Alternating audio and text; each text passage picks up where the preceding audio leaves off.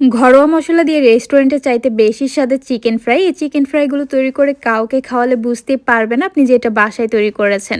সবাই মনে করবে রেস্টুরেন্ট থেকে কিনে এনেছেন।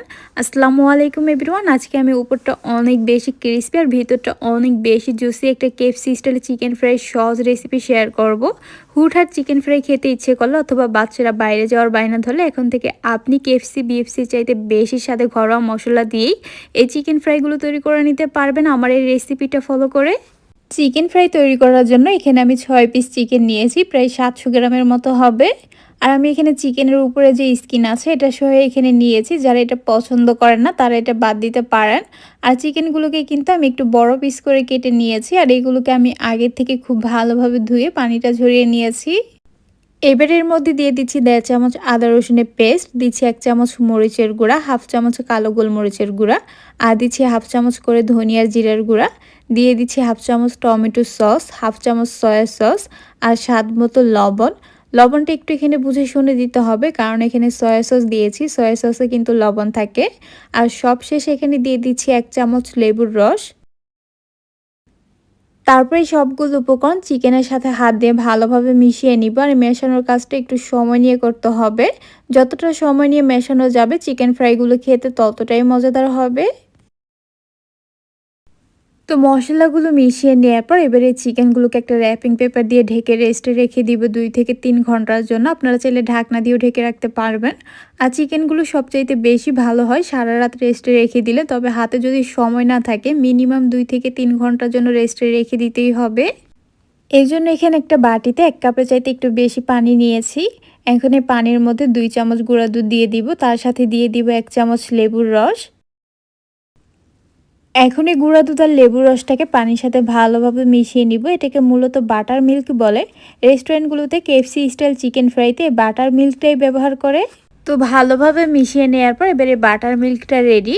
এখন এটাকেও একটা সাইডে রেখে দিব কিছুক্ষণ রেস্টের জন্য। এবারে চিকেনগুলো কোটিং করার জন্য একটা ময়দার মিশ্রণ তৈরি করে নিব। এই জন্য এখানে একটা মিক্সিং বলে নিয়ে নিচ্ছি 1.5 কাপ ময়দা আর 1/2 কাপ কর্নফ্লাওয়ার। আর এই কর্নফ্লাওয়ারটা অবশ্যই এখানে দেওয়ার চেষ্টা করবেন, এতে করে চিকেনগুলো অনেক বেশি ক্রিস্পি হবে। আর এখানে দিয়ে দিচ্ছি 1 চামচ মরিচের গুঁড়া, 1/2 চামচ লবণ, দিয়ে দিচ্ছি 1/2 চামচ কালো গোলমরিচের গুঁড়া।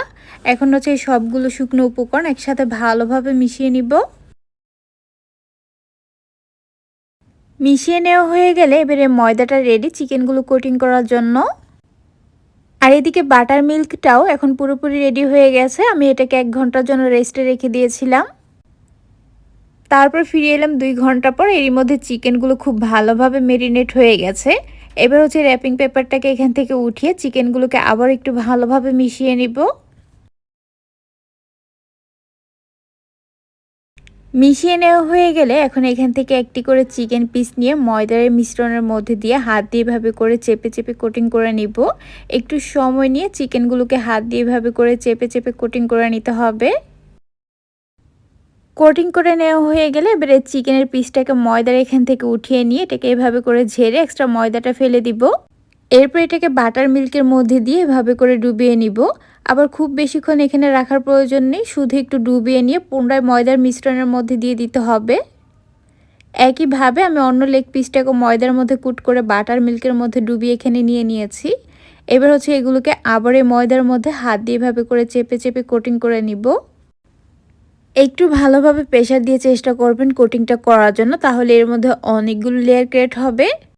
কোটিংটা করার পর চিকেনটাকে আবার এভাবে করে ঝাঁকিয়ে এর মধ্যে থাকা এক্সট্রা ময়দাটা ফেলে দিব। তারপর আপনারা দেখতে পাবেন এর মধ্যে অনেকগুলো লেয়ার তৈরি হয়েছে। একইভাবে আমি এই লেগ পিসটাকে প্রথমে ময়দার মধ্যে হাত দিয়ে এভাবে করে চেপে কোটিং করে এরপর এক্সট্রা ময়দাটা ঝেড়ে ফেলে দিব। দেখতেই পাচ্ছেন এটার মধ্যে পারফেক্ট অনেকগুলো লেয়ার তৈরি হয়েছে। এবারে যাব চিকেনগুলো ভাজার জন্য। এই জন্য চুলায় একটা পাত্রে পর্যাপ্ত পরিমাণে তেল দিয়ে ভালোভাবে গরম করে নিয়েছি। আর এই চিকেনগুলোকে ডিপ ফ্রাই করতে হবে। অল্প তেলে চিকেনগুলো ভাজলে কিন্তু খুব বেশি ভালো হবে না। আর চিকেনগুলো এখানে একবারে ধাপ করে না দিয়ে চেষ্টা করবেন এইভাবে একটু ঘুরিয়ে ঘুরিয়ে দেওয়ার জন্য, এতে করে ময়দার লেয়ারগুলো খুলে যাবে। আর চিকেনগুলো দেওয়ার সময় অবশ্যই তেলটাকে চুলার আঁচ হাই রেখে গরম করে তারপর দিতে হবে। এরপর চুলার আঁচ মিডিয়ামে রেখে এপাশ ওপাশ করে 8 থেকে 10 মিনিটের মতো সময় নিয়ে ভেজে নিতে হবে। এই সময়ের মধ্যে চিকেনগুলো আমার খুব ভালোভাবে ক্রিস্পি করে ভেজে নেওয়া হয়ে গেছে। আর চিকেনটাও খুব ভালোভাবে কুক হয়ে গেছে। এখন হচ্ছে এগুলোকে তেল ঝরিয়ে উঠিয়ে নিব। আর একইভাবে আমি বাকিগুলো ভেজে নিয়েছি।